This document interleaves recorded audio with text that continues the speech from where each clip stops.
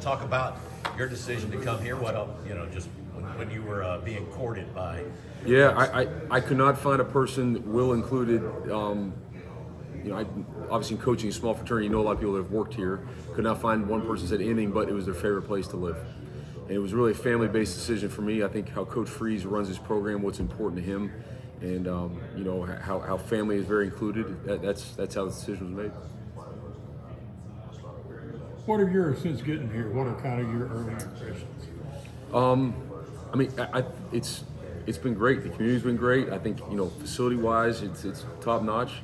And I really like the culture and the attitude of the team. We have a group of guys that are very, very coachable, willing to do what we're asking them to do.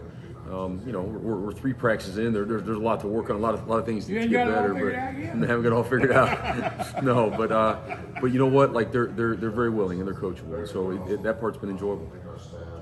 DJ, have you ever been in a situation at other stops where you've had to play as many young folks as you might have to play this year in the secondary and possibly on the defensive line too?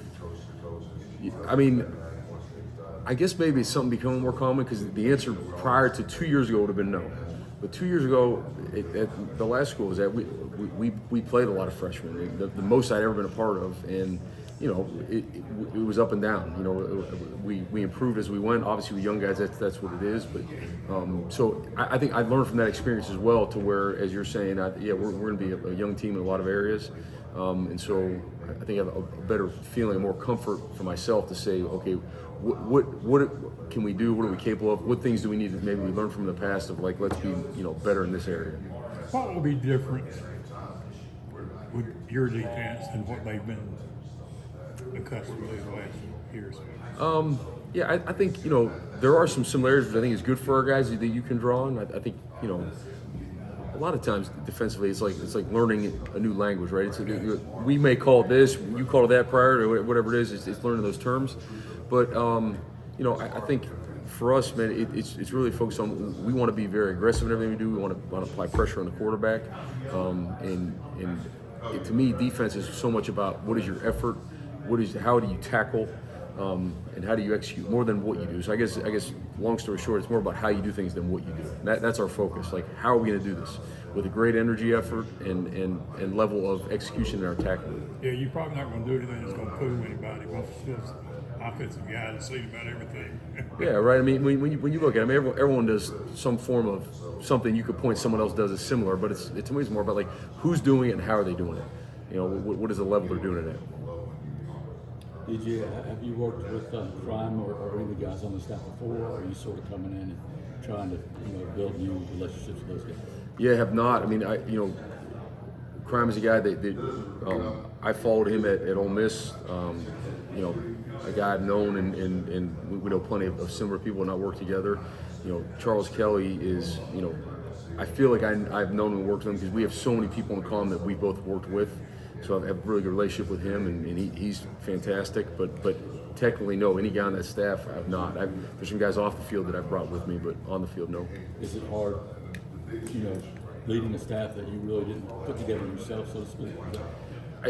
To be honest with you, like that's a concern. That was a concern, but a credit to those guys, it's been really smooth. And we have a great group of guys, really talented coaches, and good people, and we've meshed along very well. Job since you left Maryland, why do you think you deserved a second chance at this coaching career? Second chance at coaching career. I think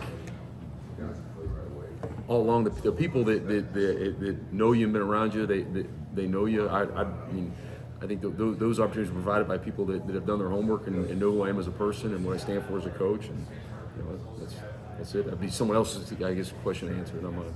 How are you different from the time when you were at Maryland? I think that there's evolution always in life and in coaching. That I'm different this year than I was from last year. I think you always learn. You look back, reflect, and say, okay, what are things I could have done differently, done better? That's part of the improvement. We always do with our players. I would say, coaches, let's do it for ourselves too. Like evaluate how we can do things better and differently. And so, I think that's if you're not growing or learning as a person, right, then what are you doing? DJ, I know you're just 3 practices in, but what do you like about some of the personnel you've seen so far? What do you think could be the strengths of your defense possibly?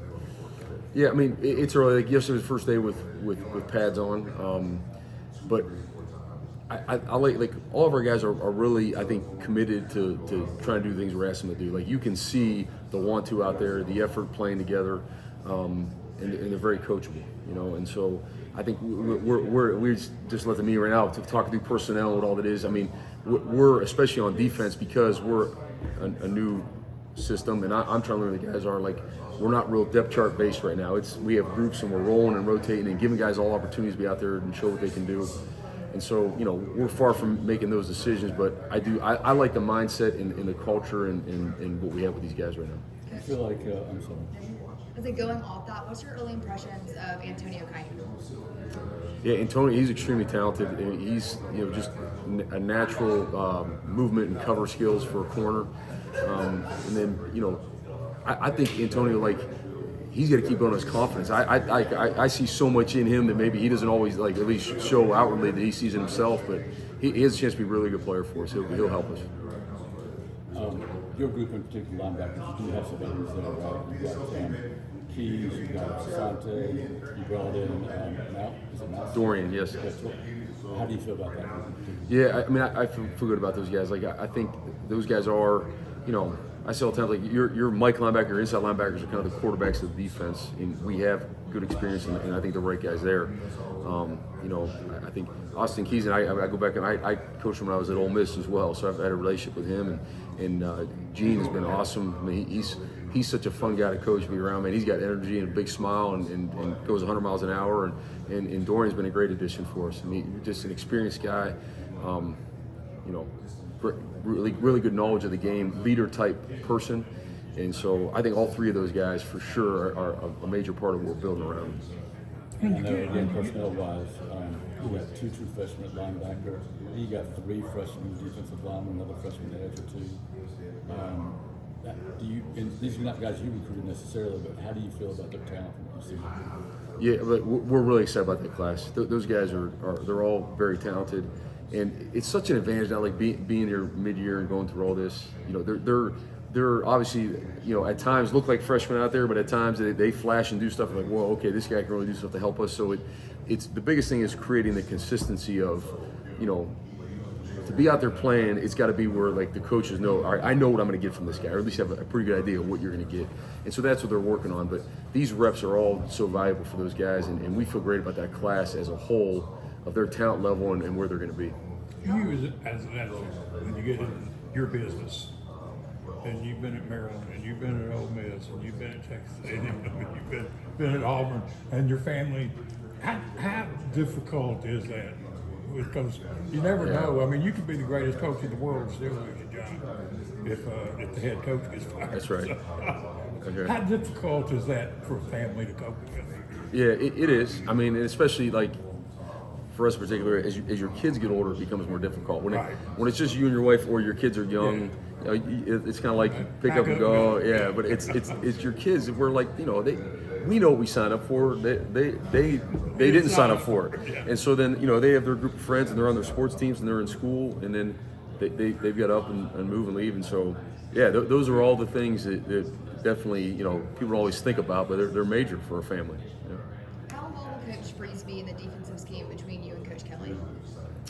I mean, everything we do is under the direction of how Coach wants things as a whole, his vision of the program. I think obviously his majority of his time is spent with offense because that's his background, what he does. But we're certainly everything we do, we run by him. We just, you know, we sat and watched practice and we talk on both sides of the ball, and he's involved from that standpoint. I love getting feedback from him from an offensive standpoint of, hey, this gives us a problem, that not so much. Like I always love hearing those things. So those are really good conversations for me. Do you mind me asking me your recruiting philosophy? Do you like have like a broadcaster this size, this speed and stuff? What do you look for when you're out there recruiting or evaluating? Yeah, I mean, like we do have those numbers, and you don't want to say parameters because like not every guy fits that mold. We're like, I think it's easier to have that at the NFL level because you're now, you know, drafting guys that are grown men. They've gone through the maturity of, and they're 22 years old and everything else. Yes, they'll still develop as a player, but you're kind of getting what you see.